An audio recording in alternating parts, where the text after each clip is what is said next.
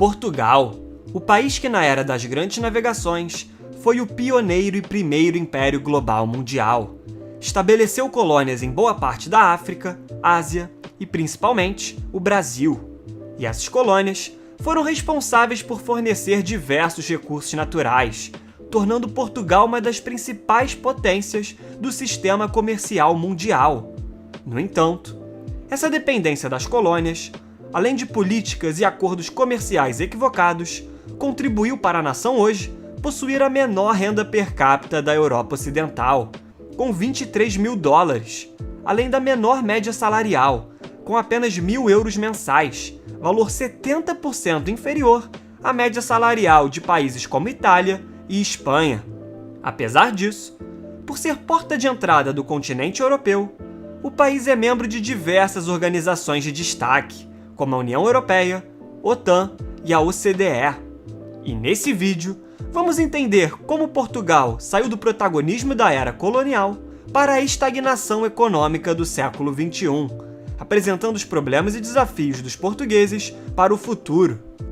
Primeiramente, é preciso compreender a influência colonial para o contexto econômico português atual, pois durante séculos, o país foi um dos grandes impérios do mundo, sendo um dos pioneiros na expansão marítima intercontinental, estabelecendo colônias ricas em recursos naturais desde a América até a Ásia, tornando-se um dos principais protagonistas do sistema comercial do mundo.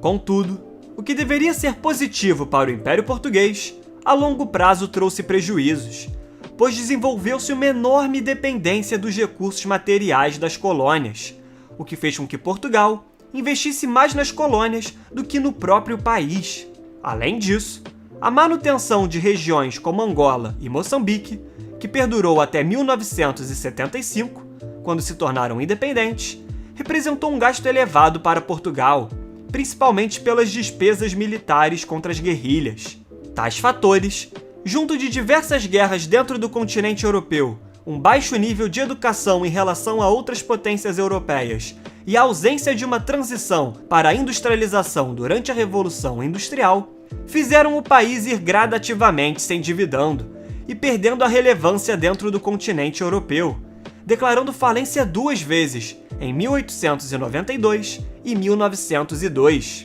Posteriormente, com o fim da monarquia e a ascensão do ditador Antônio Salazar em 1932, que viria a governar nos próximos 36 anos e tinha ideais fascistas, Portugal entrou no período conhecido como Estado Novo, que tinha como principal característica o corporativismo, com alguns grupos privados dominando majoritariamente os meios de produção, enquanto o Estado regulava preços, investimentos e salários. Nesse contexto, o investimento em novas fábricas e melhorias de equipamentos precisava da aprovação governamental, o que beneficiava grandes empresários, que gozavam de concessões e facilitações do Estado, além da diminuição da competição. E os resultados econômicos foram modestos, mas Salazar conseguiu estabilizar a inflação e as contas públicas. Após o fim da Segunda Guerra Mundial, com a recuperação econômica dos países industriais europeus, Portugal, que ainda era pobre e majoritariamente agrícola, começou a revisar sua política isolacionista, entrando na Associação Europeia de Livre Comércio em 1960, o EFTA, estimulando o comércio com outras nações mais ricas europeias e iniciando uma industrialização tardia, com expansão dos setores de siderurgia, petroquímica e têxtil. E esses fatores levaram a excelentes resultados econômicos, com o país crescendo em média 7% ao ano entre 1961 e 1973. Apesar da melhoria econômica, a crescente pressão das comunidades internacionais pela independência das colônias africanas e o caráter opressivo do Estado Novo culminaram na Revolução dos Cravos, em 1974, e a transição para a democracia. As colônias africanas finalmente conquistaram a sua independência e os socialistas chegaram ao poder, lançando um intensivo programa de nacionalização de diversos setores, estatizando 244 empresas privadas em pouco mais de um ano, além de uma reforma agrária. Esse período foi marcado por instabilidade econômica, pois o aumento repentino dos gastos públicos gerou um grande crescimento na inflação, chegando a atingir 20% ao ano e sofrendo 2 intervenções do FMI em apenas 6 anos. Todavia, com a entrada na Comunidade Econômica Europeia em 1986 e posteriormente a União Europeia, a história de Portugal começou a mudar, em grande parte por meio do aumento dos laços comerciais e o acesso a fundos de desenvolvimento da União Europeia para melhorar a infraestrutura do país. Além disso, para ingressar em um bloco com países como a Alemanha e França, que possuem moeda e economia fortes, Portugal precisou realizar reformas estruturais, privatizações e desregulações, visando reduzir o déficit fiscal e estabilizar a inflação. E essas medidas ajudaram o país a se colocar em boa posição para entrar na União Europeia, saindo de uma inflação de 13% ao ano para 2% ao ano entre 1990 e 1997. A entrada para a União Europeia trouxe para Portugal estabilidade monetária, melhorias na infraestrutura e acesso a investimentos estrangeiros. Nesse contexto, seria natural pensar que Portugal conseguiu ótimos resultados desde então. Porém, isso acabou não se concretizando, pois de 2000 até 2019, o país cresceu em média míseros 0,9% ao ano.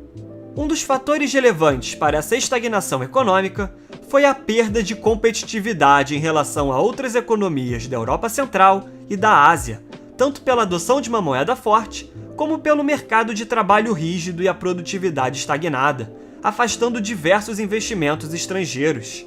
E essa situação fez com que Portugal fosse uma das nações a chegar mais próximo da falência na crise de 2008, tomando empréstimos de 78 bilhões de euros da União Europeia e do FMI para evitar o colapso econômico. Entretanto, para obter esse empréstimo, o governo português se comprometeu com a austeridade fiscal, demitindo trabalhadores e reduzindo salários e direitos. A consequência foi o aumento do desemprego, que saltou acima de 15%, além da renda per capita ter caído em quase 20%. A situação econômica delicada levou a um fenômeno que já era popular, mas se intensificou ainda mais, com um alto número de jovens portugueses qualificados decidindo imigrar para outros países da Europa, com melhores situações econômicas e oportunidades. Estimativas apontam que há mais de 2,2 milhões de portugueses morando fora do país, o que representa 22% da população da nação, o segundo maior número do continente europeu, apenas atrás de Malta. Essa evasão dos jovens é um desafio para Portugal, que conta com uma população cada vez mais envelhecida, com baixa taxa de natalidade e 21% de seu povo na faixa acima de 65 anos, a quarta maior taxa de envelhecimento demográfico da Europa, ficando atrás somente da Itália, Grécia e Finlândia. Para tentar resolver essa situação, o governo português tem adotado diversas medidas para flexibilizar o mercado de trabalho, que, junto com os esforços para reduzir os elevados níveis de dívida pública, que hoje é a terceira maior da Europa, podem tornar Portugal mais atraente para os investidores estrangeiros nos próximos anos, inclusive colocando o país no mapa da tecnologia. Além disso, investimentos em marketing para destacar a nação como um lugar atrativo para viajar, estudar e viver, conseguiram impulsionar o turismo, que foi um setor fundamental para a recuperação econômica dos últimos anos, principalmente com um modelo mais diversificado, atraindo religiosos, surfistas, jogadores de golfe e interessados no clima excelente e culinária de alta qualidade. Desde 2010, a receita do setor dobrou para 24 bilhões de euros e hoje já representa 8,7% do PIB do país. A questão é que a dependência de um setor cíclico como o turismo tem seus riscos, pois situações como pandemias atingem fortemente o setor, que teve uma queda de 73% em 2020 e, consequentemente, levou Portugal a ter o terceiro pior desempenho econômico desde 1936, com a diminuição de 7,5% do PIB. Portanto, o futuro para os portugueses parece positivo no momento, pois apesar da falha de transição de um império colonial para a modernidade, nos últimos anos, medidas corretas têm sido tomadas para reverter esse cenário e estimular a inovação e o uso do que o país tem de melhor. Desse modo, A recuperação econômica que estava ocorrendo antes da pandemia, apoiada em um setor altamente volátil como o turismo, trouxe a necessidade de uma diversificação maior, servindo de aprendizado para esquecer os anos difíceis e finalmente colocar Portugal de vez no caminho da prosperidade econômica. Muito obrigado a você que chegou até aqui. Se possível, comente abaixo o próximo tema que você deseja ver aqui no canal. Além disso, curta o vídeo, se inscreva e compartilhe o conteúdo com seus amigos. Agradeço novamente pela sua audiência e até o próximo vídeo.